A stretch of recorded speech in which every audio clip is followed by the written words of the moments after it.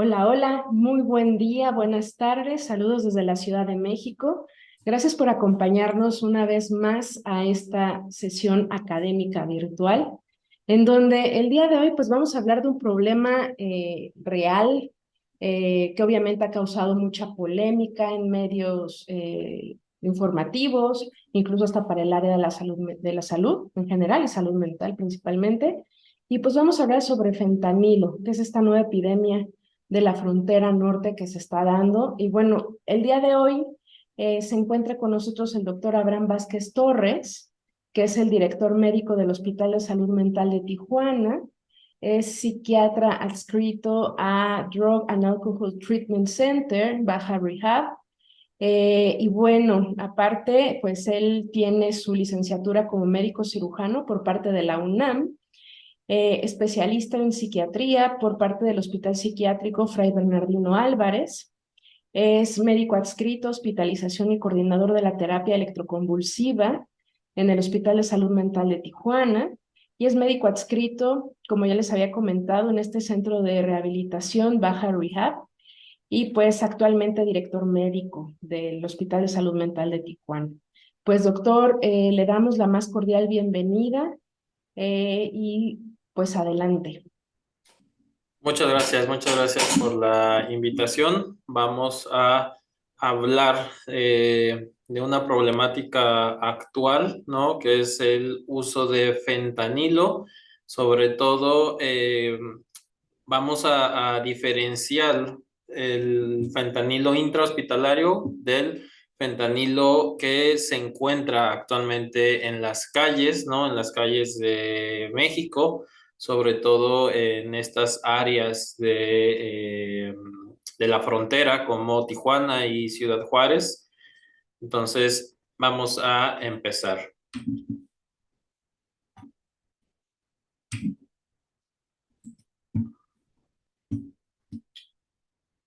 Un segundo, acá se me trabó. Ahí está. Muy bien. Dentro de la agenda de los temas que vamos a tocar, vamos a ver una breve introducción sobre el fentanilo. ¿Qué es el fentanilo? ¿Cuándo se empezó a sintetizar por primera vez?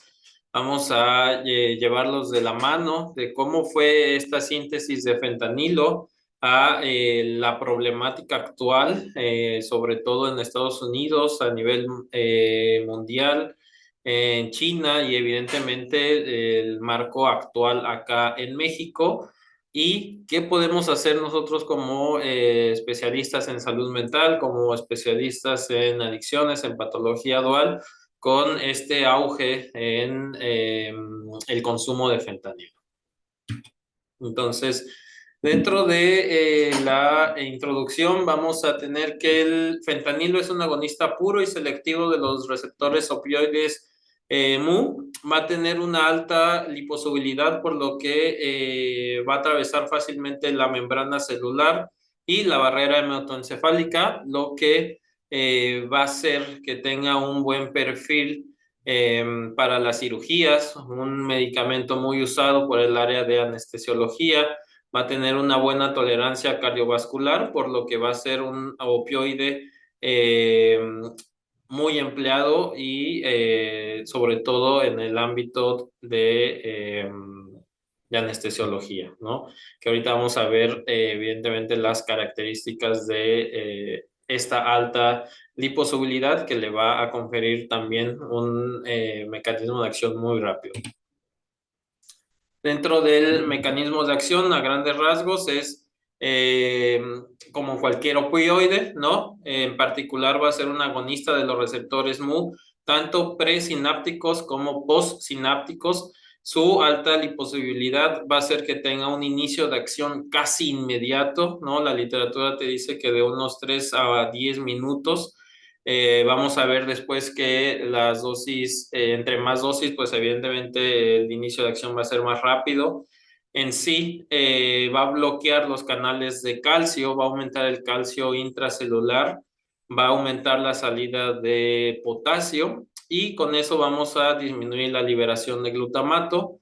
Vamos a mediar la respuesta al dolor. El fentanilo va a actuar directamente sobre los receptores acoplados a proteína G y va a inhibir la adenilato ciclasa.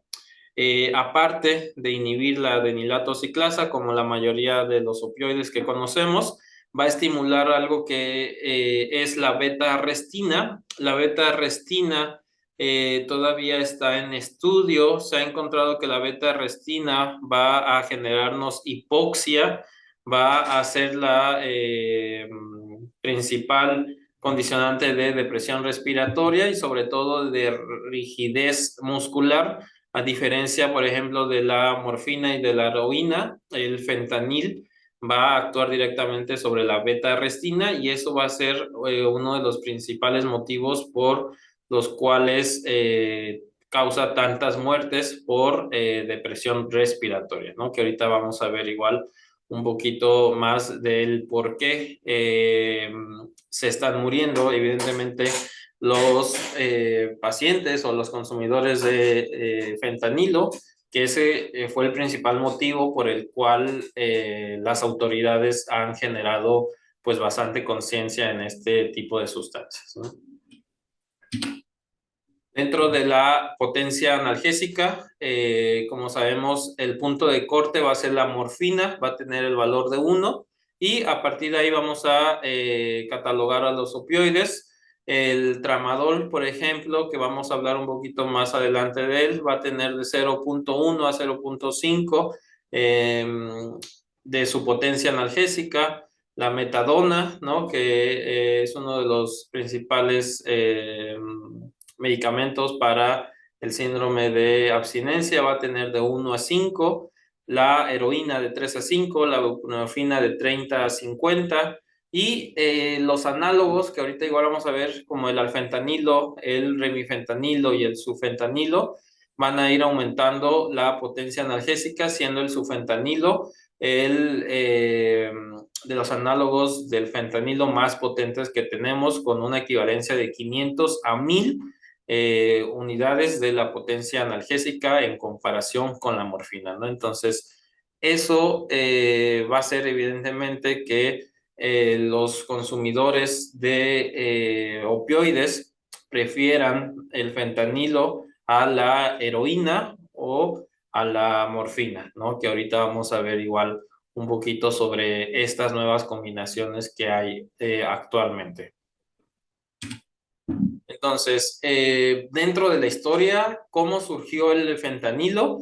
El fentanilo fue sintetizado en 1959 por Paul Janssen, el fundador de los laboratorios Janssen que todos conocemos allá en Bélgica. Una vez que descubrió esa molécula utilizada para trastornos del dolor inicialmente y después para sedación en cirugías, se descubrió la tolerancia y dependencia, ¿no? Desde un inicio, y eso fue de preocupación desde los años 60, por lo que hubo una fiscalización en 1964 y la FDA aprobó el uso de fentanilo a partir de 1968. De 1964 a 1968 se hicieron varias pruebas clínicas, ¿no? Sobre todo para pacientes con dolor, y fue así como se aprobó por primera vez en Estados Unidos en 1968. Entonces, de 1964 que se sintetizó por primera vez el fentanilo, hemos tenido varios análogos del fentanilo que son importantes actualmente porque con esta tendencia a satanizar el fentanilo, desafortunadamente nuestros compañeros anestesiólogos han tenido o se han visto envuelto en problemas para poder ejercer su profesión, y actualmente pues se utilizan algunos análogos del fentanilo, ¿no? El más común y que tenemos presentación en México es sufentanilo, que se sintetizó en 1980, alfentanilo en 1984, así nos seguimos hasta el remifentanilo en 1999. Estos son los únicos dos análogos de fentanilo que tenemos disponibles en México, el sufentanilo y el remifentanilo, que son los que actualmente pues está utilizando nuestros compañeros de anestesiología por este desabasto actual que hay de fentanilo intrahospitalario.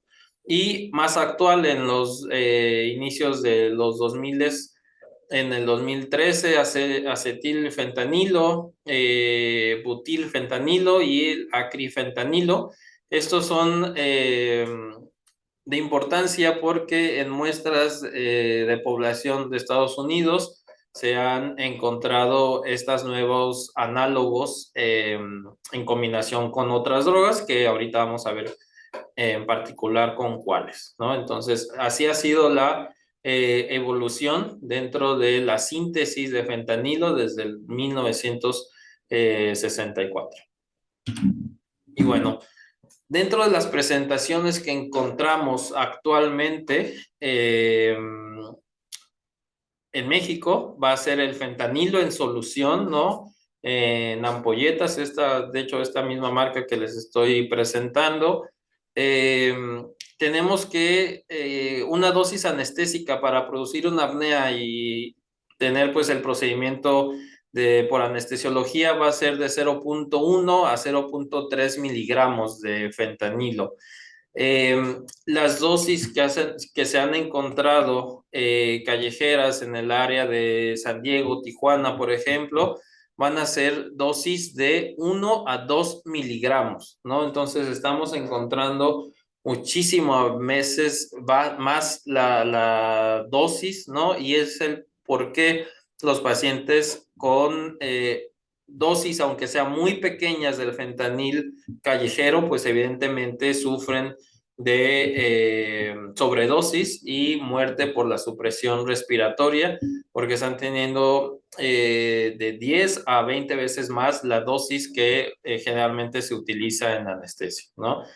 Eh, y bueno, ¿cómo fue que evolucionó de la presentación inyectable que se utiliza generalmente en los quirófanos a estas presentaciones en tabletas y en polvo, que es el principal problema, ¿no? ¿Cómo fue que surgió esto? Pues bueno, todo empezó en Chicago en el 2006. Hubo varias muertes en un vecindario, ¿no? Sobredosis de mucha población. Eso le llamó la atención, evidentemente, a la policía de Chicago. Se hizo una investigación con los cuerpos, con los forenses y se identificó que aparte del consumo de las drogas habituales que estaba teniendo esta población, se encontró dosis altas de fentanilo, ¿no?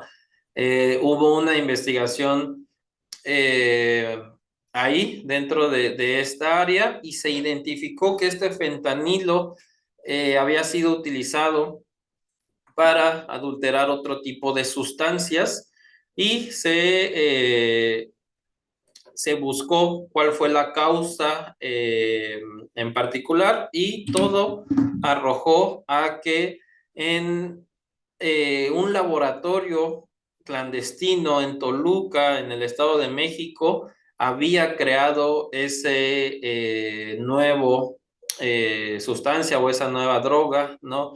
En aquel entonces la AFI fue y clausuró evidentemente este laboratorio clandestino. Estas son las fotos actuales de ese primer laboratorio clandestino de fentanil, ¿no? Se exportó a los Estados Unidos, fue un químico que empezó a sintetizar fentanilo. El problema fue que los dealers de allá, de Chicago, no sabían cómo distribuir esta nueva droga y evidentemente perjudicaron a los consumidores, haciendo que tuvieran sobredosis y pues perdieran la vida, ¿no? En el 2006 se cerró este laboratorio, se detuvieron a las personas involucradas y aparentemente se había cortado como tal este nuevo proyecto, por así decirlo, ¿no? Pero Del 2016 al 2014 continuaba habiendo fentanil en las calles de Estados Unidos. El fentanil que se utilizaba venía o provenía de China o de las industrias farmacéuticas, ahí con el auge de la oxicodona, como todos sabemos, pues este problema que hubo en Estados Unidos de las farmacéuticas que aprobaron el uso de opioides sin ahí mayor control. Asimismo, esas farmacéuticas proveían fentanilo, ¿no? Así fue como poco a poco las calles de Estados Unidos empezaron con el consumo de fentanilo. Nosotros como de esta parte, pues no teníamos ninguna eh, incidencia ni nada, pero bueno, del 2006 al 2014 este tipo de problema aún continuaba en Estados Unidos y en 2014 a 2015 fueron los primeros decomisos de fentanilo en la frontera norte, ¿no? Era fentanilo proveniente de China y distribuido por cárteles mexicanos. Es aquí en el 2014, 2015, ni siquiera, hace menos de 10 años, que empezamos nosotros como mexicanos, bueno, a tener estos problemas de fentanilo, ¿no? Entonces, todo siguió hasta el 2017 al 2018, cuando ingresa por primera vez algo que se llama China White, ¿no? En esencia, la China White es un compuesto de dos potentes opioides, uno sintético, que era el fentanilo, que venía de China, y el otro que era heroína, ¿no? Que evidentemente podía venir de China o de alguna otra parte del mundo. Los cárteles mexicanos, para poder enganchar más a los pacientes, ellos ya sabían eh, pues todo esto que yo les estoy platicando de la potencia del fentanilo. Vamos a ver que los síndromes de abstinencia van a ser más abruptos que el de la heroína. Entonces empezaron a combinar. La propia población de la frontera y de Estados Unidos sabía diferenciar, ¿no? Tenemos a la izquierda eh, una muestra, por ejemplo, de heroína mezclada con fentanilo. Eso es de los primeros drogas combinadas que se tuvo conciencia, que era el China White. Algunos podían ya identificarlo, sabían si evidentemente querían consumir eso o querían consumir una heroína pura, pues ya compraban otra que no fuera de color marrón o café, ¿no? En 2019, lamentablemente, fue un año o un punto de inflexión para este tema del fentanilo. En China, el gobierno chino cataloga el fentanilo y sus precursores como una droga controlada y entonces todas las industrias farmacéuticas chinas comienzan a disminuir su producción interna, ¿no? O al menos les ponen más trabas para poderlo sintetizar en China y pues lo que hacen es mandar esos precursores a México, ¿no? Desde China y desde India se empiezan continúa evidentemente el envío de fentanilo chino, pero ahora en mayor proporción empiezan a mandar los precursores para que nosotros acá en México, los cárteles mexicanos, hagan su propio fentanilo y lo puedan distribuir, ¿no? Entonces, de 2019 a 2022, 2023, lo que llevamos, evidentemente, las incautaciones de fentanilo por parte de la Sedena incrementaron 900%, ¿no? En 2019, por ejemplo, teníamos 136 incautaciones por fentanilo. En 2022 ya teníamos 1,371. Todavía no, evidentemente todavía no tenemos la cifra del 2023, pero ha seguido la misma tendencia en aumento. Entonces es muy importante el año 2019 porque China, al poner estas trabas a sus farmacéuticas, evidentemente las farmacéuticas necesitan vender su producto y lo empiezan a exportar a México, y los cárteles mexicanos en 2019 es cuando comienzan a sintetizar fentanilo aquí en nuestra tierra, ¿no? Por así decirlo. Y a partir de esa fecha fue cuando se empiezan a incautar laboratorios clandestinos. Como vemos, bueno, lamentablemente el hablar, por ejemplo, de fentanilo, de consumo de sustancias, eh, es hablar también de política, ¿no? Lamentablemente. Entonces, si vemos las áreas en donde más laboratorios clandestinos hay, son las áreas controladas por los dos cárteles más importantes de nuestro país. Eh, Sinaloa es en donde más laboratorios clandestinos de fentanilo se han encontrado. Actualmente se liderea Sinaloa con Baja California, ¿no? Y bueno, eh, al nosotros producir fentanilo, va a ser más accesible que la población de Estados Unidos tenga acceso, valga la redundancia, al fentanilo. Eh, Del noroeste sufren más muertes, pero del lado oeste va a haber un aumento mayor, sobre todo, por ejemplo, en estas áreas colindantes de el área de San Diego y Tijuana. Vamos a tener un aumento de uso del fentanilo, y evidentemente también un aumento en las muertes por sobredosis. Y pues ya todos sabemos que el problema en Estados Unidos ha ido aumentando paulatinamente desde el 2019 hasta la actualidad. No hay semana que no aparezca una noticia de que el gobierno de Estados Unidos esté pues llamándole la atención, por así decirlo, al gobierno de México para que haga algo al respecto, ¿no? Entonces, eh, vamos a tener entonces que después de que nosotros producimos el fentanilo y lo enviamos a Estados Unidos, hasta entonces no había fentanilo en las calles de México, pero actualmente, por ejemplo, en lo que va del año, ha aumentado el 72% del consumo de fentanilo en México. Cifras de la CONADIC, sobre todo en ciudades fronterizas, como les mencionaba, los estudios se han hecho aquí en Tijuana y en Ciudad Juárez, ¿no? Entonces, es un hecho que el fentanilo desafortunadamente ha alcanzado las calles mexicanas.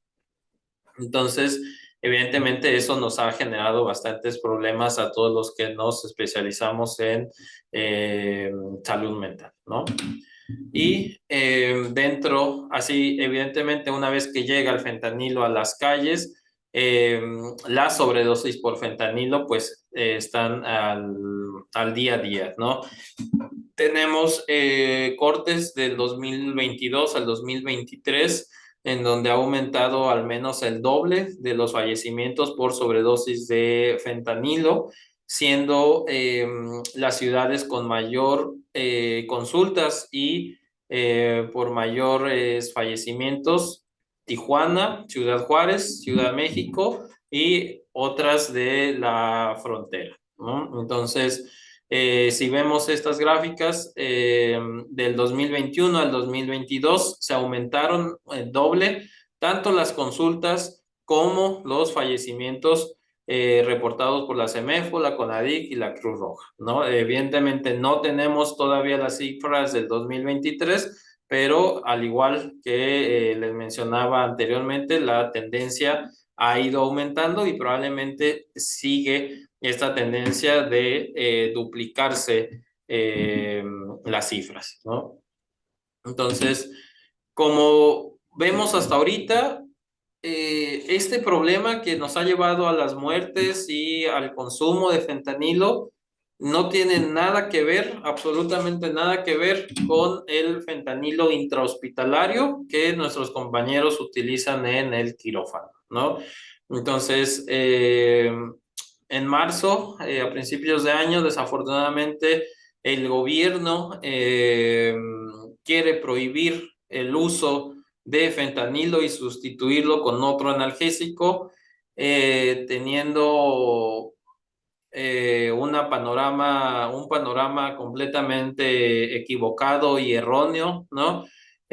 Como les he mencionado hasta ahorita, el fentanilo que está en las calles es fentanilo que hacemos nosotros, que se sintetiza en laboratorios clandestinos, y las ámpulas que yo les enseñaba en el inicio de la presentación, pues son ámpulas que continúan en los quirófanos, pero que desafortunadamente con este tipo de noticias se sataniza el uso de fentanilo médico, pero pues el problema no es ese, ¿no? Entonces eso es muy importante que lo sepan, que lo sepamos, evidentemente, porque eso ha hecho que el fentanilo intrahospitalario tienda a escasearse o a que se prohíba o que se satanice.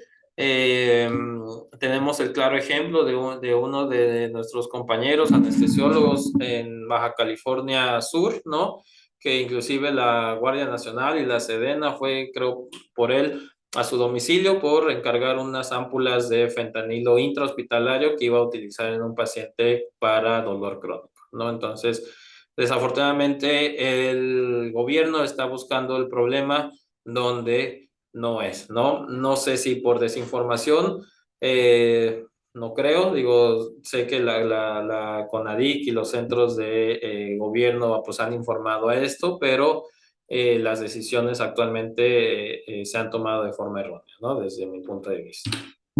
Y bueno, como todos sabemos, las asociaciones mexicanas, los colegios y las federaciones de los diferentes ramas de la especialidad, eh, aquí tenemos pues todas, ¿no? Desde medicina interna, cirugía, anestesiología, rehabilitación, psiquiatría, patología dual, respiratorio, cardiovascular, todos los colegios en México, el 21 de marzo, después de que el presidente declarara que se iba a prohibir el uso de fentanilo, pues nos ponemos en inconformidad, ¿no? O que rechazamos totalmente este tipo de acciones que quiere tomar el gobierno.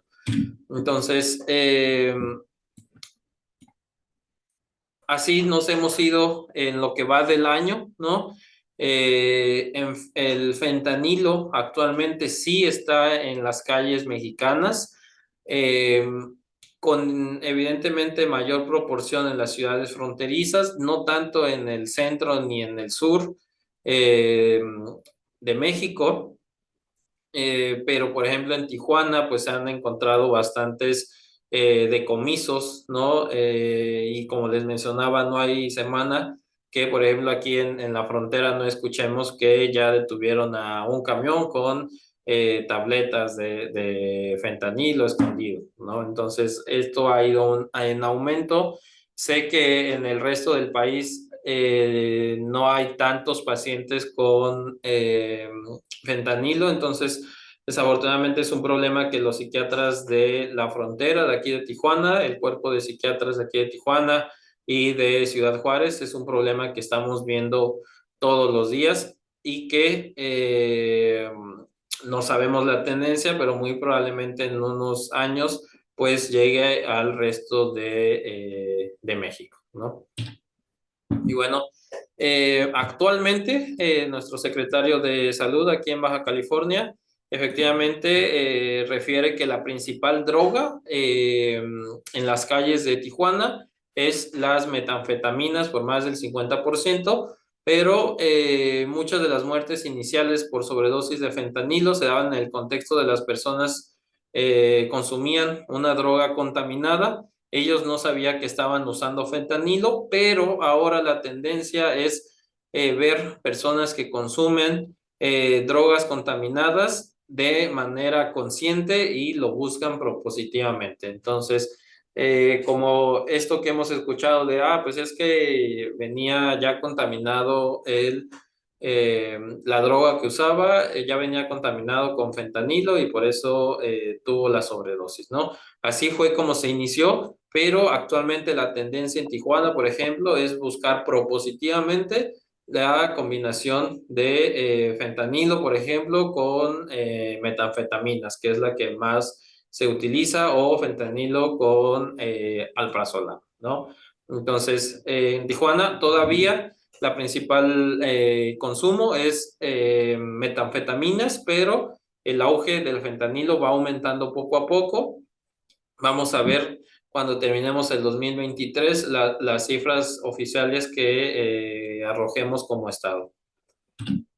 Y bueno, entonces, eh, una vez que tenemos el fentanilo en las calles, ¿qué podemos hacer nosotros como psiquiatras, como especialistas en adicciones? Tenemos que saber, evidentemente, a qué nos enfrentamos. En el área de San Diego, por ejemplo, tenemos precios desde $8 las 20 tabletas, ¿no? Los propios pacientes ya saben cuándo comprar fentanil cortado o fentanil puro. El valor igual es de unos $40, $60 en el área de San Diego. $80 es el fentanil puro. Acá en el canal de Tijuana, que es donde más eh, venta de sustancias ilícitas hay. Tenemos por gramos o por tabletas también, dependiendo el grado de pureza que se tiene el fentanilo, podemos encontrar gramos desde 25 pesos hasta 100 pesos el gramo de fentanilo, ¿no? Y entonces, ¿con qué se corta el fentanilo o con qué se combina, ¿no? Eh, las combinaciones actuales de fentanilo encontradas tanto en centros de rehabilitación del área de San Diego, Tijuana, como en el Hospital de Salud Mental aquí en Tijuana, es increíble, ¿no? Tenemos presentaciones de fentanil puro, fentanil con metanfetaminas, fentanil con Xanax, que pues sabemos que es el alprazolam. Una de las más comunes, que es la imagen que les pongo hasta arriba, es el fentanilo mezclado con manitol y cafeína. Estas combinaciones iniciaron por los dealers, ¿no? Cuando se empezó a comercializar el fentanilo puro, se daban cuenta de que todos sus clientes sufrían de sobredosis, ¿no? Entonces, como medida que tuvieron los dealers fue el rebajar ese fentanilo puro que se traficaba y lo empezaron a rebajar con lo que tenían a la mano, ¿no? Entonces lo empezaban a rebajar con metanfetaminas o con tabletas de alprazolam. En el área de San Diego se rebaja mucho con manitol y cafeína. Evidentemente, lo primero que se inició fue la China White, que es fentanilo y heroína, fentanilo y cocaína. No lo hicieron con la finalidad de enganchar más a los pacientes todas estas combinaciones. Hay reportajes, hay documentación científica de entrevistas que se le han hecho a dealers, tanto mexicanos como estadounidenses, que se iniciaron a hacer estas combinaciones porque no querían que sus clientes, por así decirlo, sufrieran de sobredosis, ¿no? Entonces, esa es la forma en que ellos pueden vender el fentanilo para que no sufran de sobredosis y evidentemente pues sigan consumiendo. Hay algo que es el ISO, que es fentanilo con otro tipo de opioide muy potente. Esta combinación sobre todo es la combinación que más sobredosis y por muerte por sobredosis ha condicionado en el área de San Diego. Actualmente no tenemos registro de fentanilo y ISO en población de Tijuana, pero pues como les decía es algo que muy probablemente llegue en los próximos meses, ¿no? Y las presentaciones de fentanilo disponibles, pues vamos a tener tabletas para vía oral, fumada, polvo o de vía intravenosa como la China White. Entonces, eh, todo esto ha sido documentación recabada de pacientes actuales que tenemos en los centros de rehabilitación de Tijuana, del área de Ciudad Juárez y aquí en el Hospital de Salud Mental, ¿no? Entonces, si se dan cuenta, si un paciente llega y le refiere que pues tiene consumo de fentanilo y de todo esto, pues va a ser bastante complejo su abordaje, ¿no? Entonces, dentro del abordaje médico, ¿qué tenemos disponible? No hay guías de práctica clínica eh, que nos hablen de esta nueva tendencia del fentanilo y sus combinaciones. La que más utilizamos en estas áreas y que tocan la población con uso de fentanilo desde el 2014 son las guías de la Sociedad Americana de la Medicina de Adicción, ¿no? Que se actualizaron en el 2020, son las que más nos ayudan, ¿no? Actualmente, este año, por ejemplo, el Queensland sacó una actualización de sus guías también, pero esta actualización del 2023 no toca la problemática que tenemos por el uso de fentanilo. Y pues como sabemos, las guías actuales mexicanas pues tampoco no han abordado ningún tema sobre el fentanilo, ¿no? Entonces, es una problemática actual que necesitamos ponernos en una mesa para ver qué es lo que vamos a hacer como especialistas en adicciones ahora que desafortunadamente aumente la cantidad de pacientes en México. Entonces, eh, como les mencionaba, la abstinencia evidentemente del fentanilo, pues va a depender mucho si es un fentanilo puro, que la mayor de las veces no lo es, generalmente está combinado con alguna otra sustancia. Vamos a tener el síndrome de abstinencia 12 horas después del último consumo de fentanilo. Vamos a alcanzar su máximo en 24 a 48 horas y va a disminuir de 5 a 7 días, de acuerdo a la literatura, ¿no? Pero hemos encontrado abstinencias de un mes y medio con la misma sintomatología, ¿no? Actualmente seguimos utilizando para medir el grado de abstinencia, la Clinical Opioid Withdrawal Scale, que nos va a referir una abstinencia nula o leve, moderada, moderada, severa o severa, ¿no? Esto va a ser importante, evidentemente, para el tratamiento que nosotros les vamos a dar. Eh, Como sabemos, pues la abstinencia a fentanilo va a ser muy parecida a las abstinencias ya antes mencionadas o antes documentadas por los opioides. Vamos a tener dolor muscular, eh, rinorrea, pupilas dilatadas, piloerección, agitación, ansiedad, insomnio, sudoración, temblor distal, náuseas, vómito y diarrea, ¿no? Les digo, no hay síntomas específicos de que nos hablen del fentanilo, todo va a depender de qué tan puro sea y con qué otra sustancia esté, que pues le va a dar la abstinencia a la otra sustancia también, ¿no? Entonces, dentro del tratamiento, como vemos el cuadrito de abajo a la derecha, tenemos 6 medicamentos que podemos utilizar para el abstinencia al fentanilo. Desafortunadamente, por la crisis de psicofármacos que atravesamos actualmente en México, nos es bastante complicado tanto el uso de buprenorfina como de metadona. Afortunadamente, nuestros compañeros de 6J acá en Tijuana tienen una clínica de metadona que ha ayudado a muchos de los pacientes, ¿no? naltrexona, naloxona, también nos llega a ser difícil.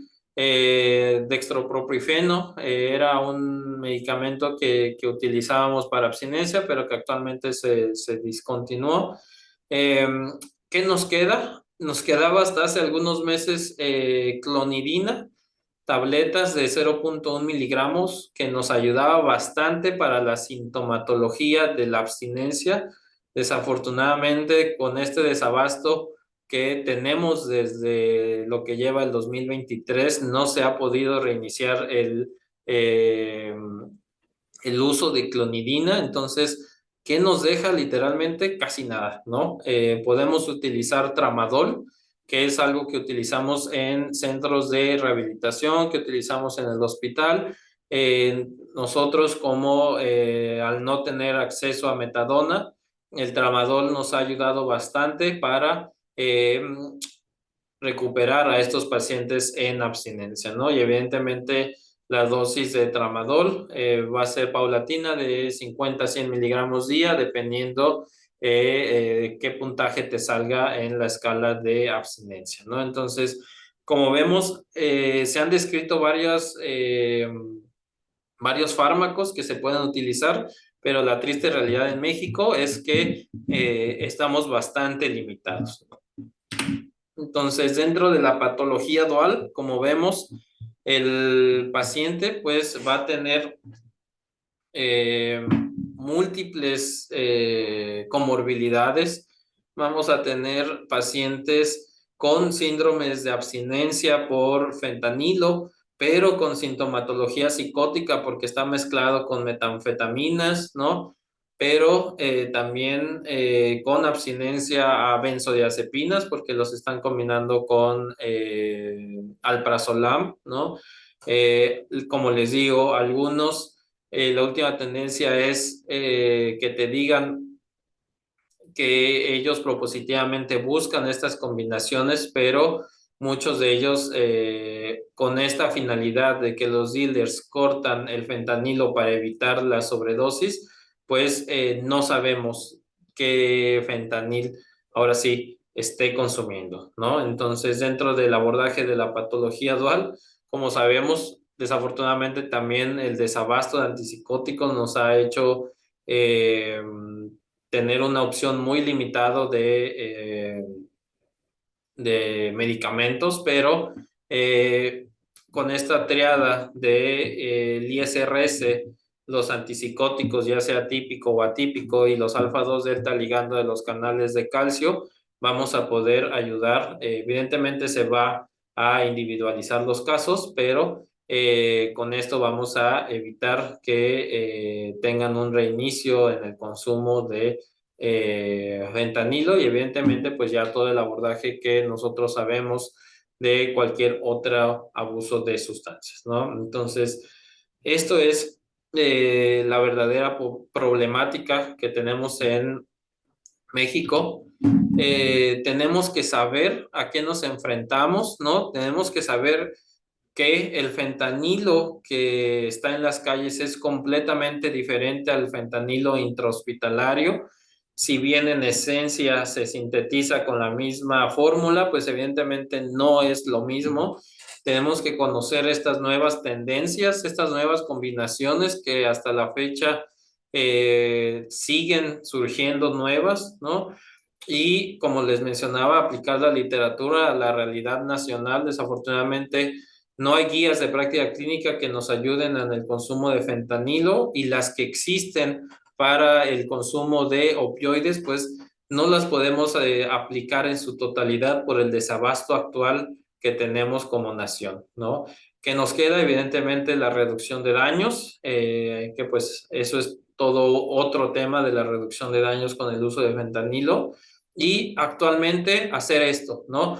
Promover y facilitar el aprendizaje del tratamiento por consumo de opioides, sobre todo de fentanilo, y que nosotros como psiquiatras, como médicos, como especialistas en adicciones, que a lo mejor estamos en otras ciudades, Ciudad de México o en el sur, a lo mejor no estamos tan familiarizados con los pacientes con fentanilo, pero para que se sepan que cuando llegue que muy probablemente llegue a suceder que llegue el fentanilo a las calles del centro y del sur de México, ¿no? Entonces, eh, eso es como tal la problemática actual, lo que nos enfrentamos nosotros como psiquiatras en la frontera, que somos ahorita quienes estamos viendo esta nueva tendencia, que a veces no tenemos muchos recursos, pero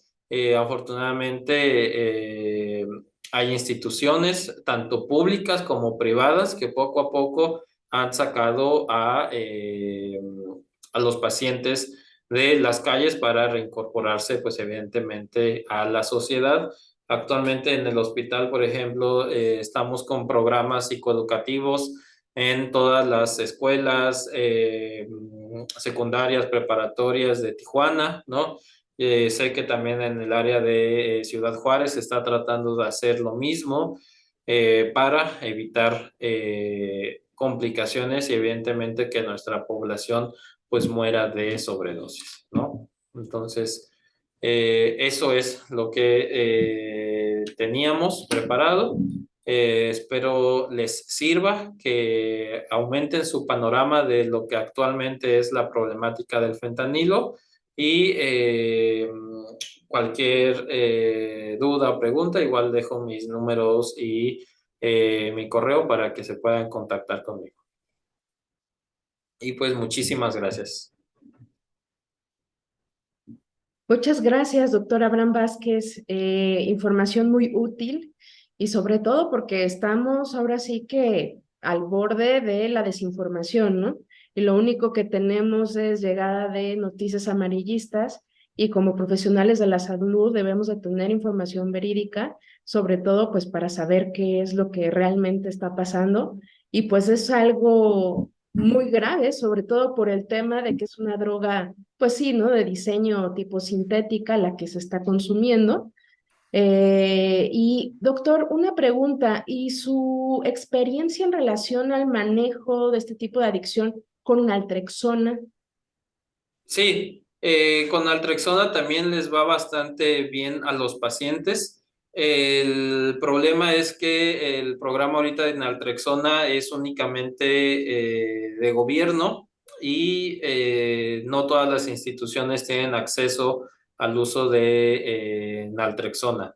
Pero nuestros compañeros, por ejemplo, en CIJ, eh, están utilizando naltrexona y eso también les ha funcionado bastante, ¿no?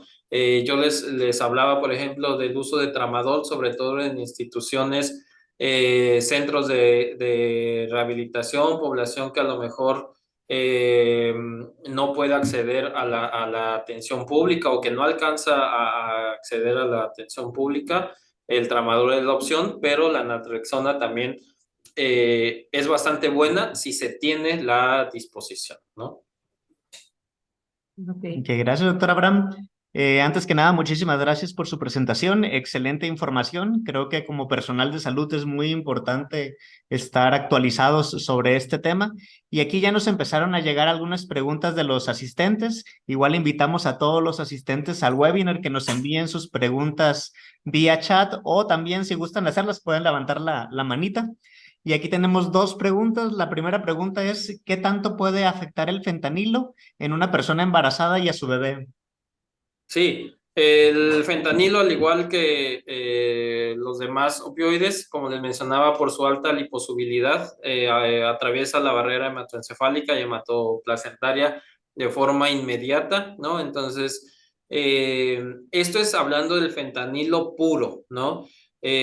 Como sabemos, actualmente el fentanilo que viene cortado con otras sustancias va a depender, ¿no? Por ejemplo, si viene con benzodiazepinas, pues va a ser esto del síndrome de niño flácido. Puede haber muerte intrauterina cuando es consumo único de fentanilo y sobre todo la abstinencia cuando nazca el bebé, ¿no? Entonces, al igual que cuando se empezó a describir el uso de heroína en pacientes embarazadas, es el mismo efecto. Puede haber tanto parto prematuro como abortos espontáneos, y si se llega a consolidar el embarazo, pues puede el bebé sufrir de síndrome de abstinencia, hablando de fentanilo puro. Y si viene combinado con metanfetaminas, sabemos que el embarazo es un periodo muy susceptible a poner o a tener la presencia de sintomatología psicótica, ¿no? Ok, gracias, doctor. Ahora también tenemos la pregunta de Ana Cecilia Mier Campos, que dice, ¿el tratamiento en centros de rehabilitación de inmediato se retira la droga o se hace de manera paulatina? ¿Cómo otra vez, perdón? ¿El tratamiento en centros de Ah, rehabilitación de inmediato se retira la droga o se hace de manera paulatina? sí, generalmente en los centros de rehabilitación, por ejemplo, en este que tenemos acá en el área de Rosarito, se quita la droga, el fentanilo, de forma inmediata, y para abordar el síndrome de abstinencia estamos utilizando tramadol, ¿no? Le digo, en centros de rehabilitación, en 6J, por ejemplo, se utiliza metadona, pero sí se quita el consumo de fentanilo de forma inmediata, justamente por esto de que no sabemos si es fentanilo puro o viene con alguna otra sustancia. Entonces, para nosotros poder tratar el síndrome de abstinencia, tiene que haber un cese completo del consumo, y ya nosotros sustituimos con algún opioide de menor potencia, ¿no? Ok, Ok, muchas gracias. gracias, Doc. Aquí tenemos otra pregunta de Guzmán Pérez María Magdalena. Pregunta si en los menores de edad, adolescentes, los síntomas del síndrome de abstinencia se manifiestan igual que en los adultos. Sí, actualmente adolescentes, sobre todo vemos de 16, 17 años, han presentado los mismos síntomas de abstinencia que los adultos. Aquí va a depender mucho, evidentemente, de qué tanta reserva ya tenga el adolescente, ¿no? Por ejemplo, también trabajamos en un centro de rehabilitación de niños y adolescentes. Ha ido disminuyendo, hemos tenido muy poca población, actualmente tenemos unos 3, 4 por uso de fentanilo de 17 años, pero en comparación con la abstinencia con los adultos es exactamente la misma. Ok. Ok, gracias, Doc. Por aquí tenemos también varias felicitaciones para usted por su ponencia. Y Muchas aquí hay gracias. un, y aquí hay un comentario de Verónica Alejandra Toski Ocampo que dice si podría repetir el nombre que está ocupando los CIJ, por favor. Eh, es la clínica de metadona de 6J acá en Tijuana. Nuestros compañeros están haciendo un excelente trabajo eh, con los recursos que tenemos, ¿no? Pero es metadona. Ok. Ok, gracias. Aquí también Ana Cecilia Mier Campos pregunta, ¿cuánto tiempo de internamiento están los pacientes? Va a variar, ¿no? Evidentemente, por ejemplo, en el Hospital de Salud Mental, los pacientes que llegan con consumo de fentanilo, la abstinencia es eh, durante la primera semana, y después va a ser el abordaje a la patología dual. Como les reitero, desafortunadamente no vemos consumo puro de fentanilo, entonces va a depender mucho si el paciente tiene sintomatología psicótica o no. Una estancia promedio es de un mes, pero sí va a ser muy individualizado el paciente, ¿no? Ok, gracias, doctor. Y también preguntan si usted sabe aquí en Ciudad de México dónde se encuentra una clínica que maneje este tratamiento. Actualmente, como no hay tanto fentanilo en las calles de la Ciudad de México, no hay una clínica como tal, ¿no? Como las que hay acá en la frontera. En Ciudad de México está, por ejemplo, el servicio de patología dual en el Hospital Psiquiátrico Fray Bernardino Álvarez. Ahí podrían empezar a manejar este tipo de pacientes, pero es algo nuevo también que apenas se está empezando a dar en la Ciudad de México, ¿no? Y sobre todo los pacientes con uso de fentanilo en Ciudad de México han sido muy esporádicos, y sobre todo son población de la frontera que va a radicar allá a Ciudad de México. Ok, gracias, Ok, doctor. gracias, Doc. Aquí una pregunta muy importante para los que están en área de urgencias de primer contacto. Pregunta Román Pérez Rojas. Buenas noches a todos. ¿Cuál sería el abordaje de un paciente con síndrome de abstinencia en el servicio de urgencias de la Ciudad de México? Sí, aquí vamos a ver los síntomas primordiales. Por ejemplo, los primeros días de la abstinencia va a haber mucho vómito, mucha diarrea y mucha ansiedad y mucha agitación psicomotriz, ¿no? Entonces, generalmente lo que se hace en los servicios de urgencias de acá es sus soluciones para evitar deshidratación y antipsicóticos. Ahí los que más han ayudado es, por ejemplo, aloperidol o lanzapina, ya sea vía oral o intramuscular, y en algunos pacientes podríamos usar dosis de benzodiazepina para ayudarle a controlar la ansiedad. Esto es nada más para la urgencia, para que pase el síndrome de abstinencia y evidentemente desde estos momentos podríamos utilizar ya dosis de tramadol para que sea menos intenso, ¿no? Pero en el servicio de urgencias lo que más vamos a prevenir es que haya deshidratación porque el vómito y la diarrea es muy intensa y sobre todo la agitación psicomotriz. Para salvaguardar su integridad podemos usar benzodiazepinas, ¿no? Hay algunos estudios, por ejemplo, que usan loperamida para tratar estos síntomas y les ha funcionado bastante bien. Ok, gracias, Doc. Y Julio César Mireles Cervantes pregunta, buenas noches, grandiosa ponencia.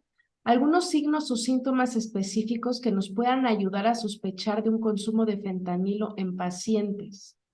Híjole, como signos y síntomas como tal, no. Específico, no hay. Eh, Podríamos sospechar si el paciente está consumiendo fentanilo y que él no sabe que está consumiendo fentanilo, si los síndromes de abstinencia se presentan más rápido de lo que él ya los conoce, ¿no? Generalmente el paciente sabe, ¿no? Qué se está metiendo, sabe cómo funciona en su cuerpo, ya sabe a más o menos cuántas dosis necesita, pero si el paciente está viendo que de repente necesita más dosis de lo que usualmente consumía y más rápido, muy probablemente esté consumiendo también fentanilo de forma que no sepa, ¿no? No de forma propositiva.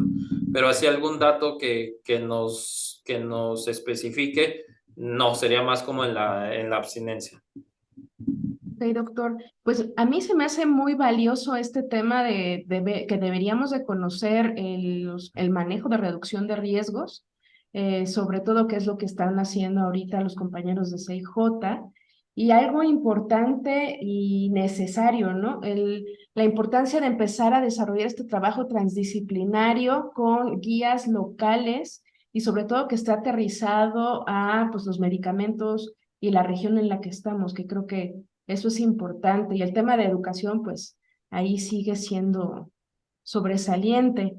Y pues creo que ya son todas las preguntas, doctor. Doctor Roma, ¿algún comentario? Sí, yo creo que estos centros que se encuentran en la frontera y se están enfrentando al problema de primera mano, pues son los que pueden pues apoyarse para desarrollar las mejores guías de tratamiento. Y también quiero hacer hincapié como médico familiar que vamos mucho al tratamiento del síndrome de abstinencia, de la intoxicación aguda, de que si hay o no naloxona, pero también la parte de educación para la salud, promoción de la salud que pueda hacer el médico familiar, cómo desde donde detecta que hay un ambiente de riesgo, pues poder hacer alguna intervención educativa. Claro, sí, y eso es algo que se está fortaleciendo, al menos aquí en Tijuana. Eh, Sí, lo que comentó de la psicoeducación que se está dando en escuelas me parece muy interesante.